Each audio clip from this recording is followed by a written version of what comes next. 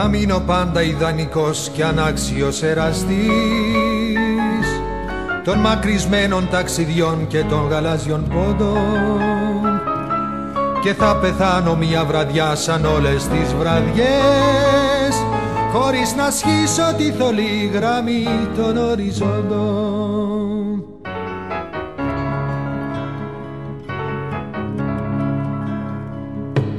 Για το Μαντράς, τη Σιγκαπούρ, τα Αλγέρι και το Σφάξ θα αναχωρούν σαν πάντοτε περήφανα τα πλοία, κι εγώ σκυφτώ σε ένα γραφείο με χάρτες ναυτικούς θα κάνω θρήσεις σε χοντρά λογιστικά βιβλία.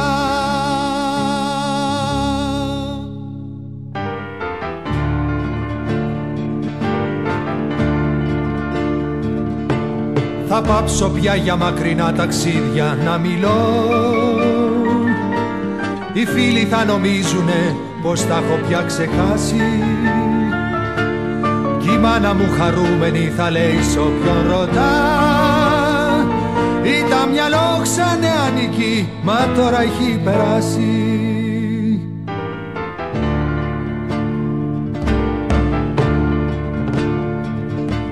Μα ο εαυτός μου μια βραδιά εμπρός μου θα υψωθεί, και λόγος ένας δικαστής στιγνός θα μου ζητήσει, κι αυτό τ' ανάξιο χέρι μου που τρέμει θα οπλιστεί,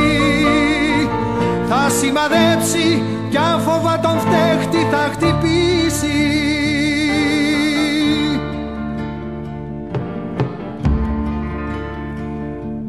Κι εγώ που τόσο επώθησα μια μέρα να ταφώ σε κάποια θάλασσα βαθιά στις μακρινές Ινδίες, θα έχω ένα θάνατο κοινό και θλιβερό πολύ,